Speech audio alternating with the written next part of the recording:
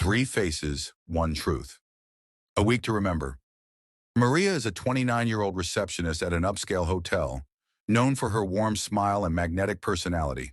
She's independent, ambitious, and has always believed in charting her own path.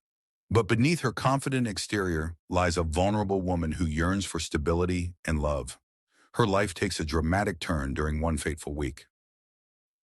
Monday, Jason, her ex-boyfriend, shows up unexpectedly at her apartment. It's been a year since their breakup, but the chemistry is still palpable. He pours his heart out, apologizing for his past mistakes and begging for another chance. One thing leads to another, and Maria lets her guard down for one night. Wednesday, at work, she catches the eye of David, a wealthy businessman staying at the hotel. He charms her with his wit and sophistication, and after dinner at an exclusive restaurant, they share an intimate night in his penthouse suite. Saturday, at a local art gallery, Maria meets Eric, a struggling artist with piercing eyes and a soulful aura. They spend hours talking about life, love, and dreams, and the night ends with passion in his tiny studio apartment. By Sunday, Maria feels a mixture of excitement and confusion. She tells herself she's just exploring her options, but deep down, she knows this week has left her more conflicted than ever. A month later, Maria starts feeling nauseous and unusually tired. A pregnancy test confirms her worst fear. She's pregnant. Her first reaction is panic. "Who's the father?" she whispers to herself, gripping the test in trembling hands. Memories of Jason, David, and Eric flash through her mind. The timeline is too close to call, and the uncertainty weighs heavily on her. Maria decides to keep the baby, but she knows she must tell the truth to all three men. Jason. She meets him at a coffee shop. Jason's face lights up when she tells him she's pregnant. "Maria, this is a sign. We were meant to be together," he says. When she admits she isn't sure he's the father, Jason's excitement turns to disappointment, but he promises to support her regardless. David. David is harder to approach. She meets him in his sleek office, and when she reveals the news, his reaction is measured and practical. "If it's mine, I'll provide for you and the baby," he says coldly. His detachment stings, but Maria appreciates his honesty. Eric. When she tells Eric, his reaction is emotional and raw. "Maria, I love you. I don't care if it's mine or not. I want to be there for you and the baby," he says, tears streaming down his face. His words touch her, but she feels overwhelmed by his intensity. Maria finds herself at the center of a storm. Her friends and family all have their opinions. Her best friend Clara thinks Jason is the safest choice. He's familiar, and he wants to be involved. Her sister Sophia favors David. He can provide the life you've always dreamed of. Her mother likes Eric. He seems genuine and deeply in love with you. Meanwhile, the three men begin vying for her attention. Jason starts showing up unannounced, hoping to rekindle their romance. David sends expensive gifts, trying to win her over with his wealth. Eric paints a portrait of her, leaving it outside her door as a grand romantic gesture. Maria feels suffocated. "This isn't about them," she thinks. "It's about my baby and me." After weeks of avoiding the inevitable, Maria agrees to a paternity test. She schedules it for a Friday afternoon, but the night before she has a vivid dream. In the dream, she's holding her baby, surrounded by Jason, David, and Eric. They're all smiling, but Maria feels an overwhelming sense of loneliness. She wakes up with a new resolve. "I've been letting them define my worth," she realizes. "It's time to take control of my own life." On the day of the test results, all three men gather at the clinic with Maria. The tension is palpable. When the doctor calls them in, Maria takes a deep breath, ready to face the truth. The father is revealed to be Eric. He lets out a joyful laugh and hugs Maria tightly. Jason nods in quiet acceptance, while David shakes hands with Eric before leaving.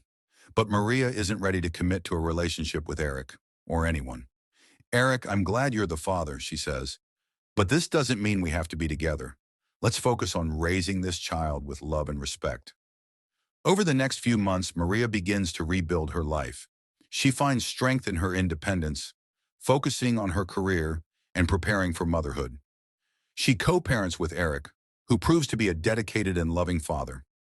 Jason and David drift out of her life, but not without leaving a lasting impact. Jason teaches her the importance of forgiveness, while David's pragmatic approach inspires her to set boundaries. As Maria holds her newborn baby for the first time, she feels a profound sense of peace. "I don't need a man to define me," she whispers. "I just need to be the best mother I can be." 2 years later, Maria is thriving as a single mom. Eric remains a supportive co-parent, and they've built a strong friendship. She occasionally thinks about Jason and David, wondering where life has taken them. But Maria is no longer caught in a whirlwind of uncertainty. She's grounded, confident, and proud of the life she's built for herself and her child. And as she tucks her baby into bed, she smiles, knowing she made the right choice. Not for any man, but for herself. 2 years have passed since Maria embraced single motherhood. Life as a mother has been both challenging and rewarding. She's found joy in small moments, her child's laughter, their first steps, and the quiet nights spent reading bedtime stories. But something inside Maria still feels incomplete. Not because she needs someone to validate her, but because she knows she's ready to share her life with someone who truly values her. Maria's focus on her child and career has left little time for dating, but that changes one sunny Saturday morning at a local park. As she pushes her toddler on the swings, a man nearby catches her eye. He's playing catch with a young boy, his smile warm and infectious. When their children accidentally collide near the slide, the man walks over to apologize. "I'm so sorry," he says, crouching down to check on Maria's toddler. His voice is soothing, and his concern feels genuine. "It's okay," Maria replies, smiling. "Kids will be kids."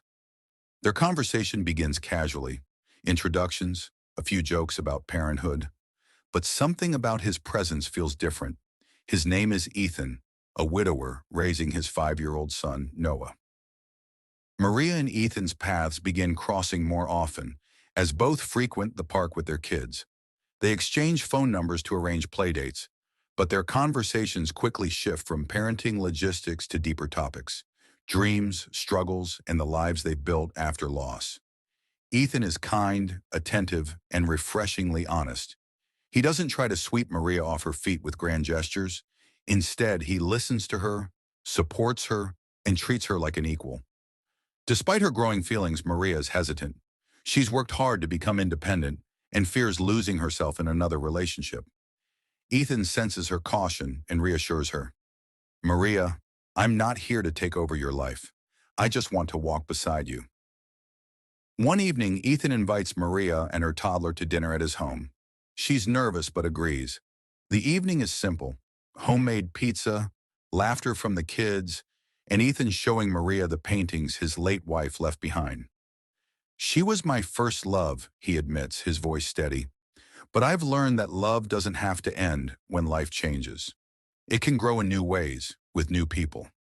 Maria feels a lump in her throat. She admires his openness and begins to see that loving someone new doesn't mean losing herself or forgetting the past. Maria's biggest worry is how her child will adjust to someone new in her life. But Ethan is patient, never forcing a bond. Over time, her toddler warms up to him, laughing at his silly jokes and asking for piggyback rides. Meanwhile, Maria forms a close bond with Noah, Ethan's son. One day, Noah confides in her, "I think my mom would like you. You make Dad happy." His words leave Maria speechless. In that moment, she realizes how much love their little blended family could hold. Months pass, and Maria and Ethan's relationship grows stronger. They celebrate small milestones together: Maria's child's birthday, Noah's first soccer game, and Maria's promotion at work. One evening, as they sit on Maria's couch after putting the kids to bed, Ethan takes her hand. "Maria, I know you've been through so much. You've built a life for yourself and your child that's nothing short of amazing. I don't want to disrupt that. I want to be a part of it if you'll let me." Tears well up in Maria's eyes. For the first time, she feels safe letting someone in completely. "I want that too," she whispers. Ethan and Maria continue to build a life together, blending their families in a way that feels natural and loving. They take things one step at a time, prioritizing their kids while nurturing their relationship. Maria learns that love doesn't have to mean giving up her independence or her dreams. With Ethan, she feels seen, valued, and cherished. On a crisp autumn evening, surrounded by their children and close friends, Ethan proposes during a picnic at the park where they first met. "You've shown me that love can heal and grow," he says, slipping a ring onto her finger. "I want to spend the rest of my life proving the same to you." Maria says yes, her heart full of hope for the future. Years later, Maria looks back on her journey with gratitude. She's proud of the woman she's become, a loving mother, a successful career woman, and a partner to someone who truly respects and cherishes her. As she watches her blended family laughing around the dinner table, Maria feels a profound sense of peace. Life didn't go the way she planned, but it turned out even better. Love isn't about finding someone to complete you, she thinks. It's about finding someone who inspires you to stay whole. Maria's journey wasn't about finding someone to complete her. It was about discovering her own strength and finding someone who complemented her life. Love didn't come the way she expected, but in the end, it came exactly when she was ready. Did Maria's story inspire you? Share your thoughts in the comments below, and don't forget to like, subscribe, and hit the notification bell for more stories like this. Life is full of twists and turns, and every story has a lesson to share.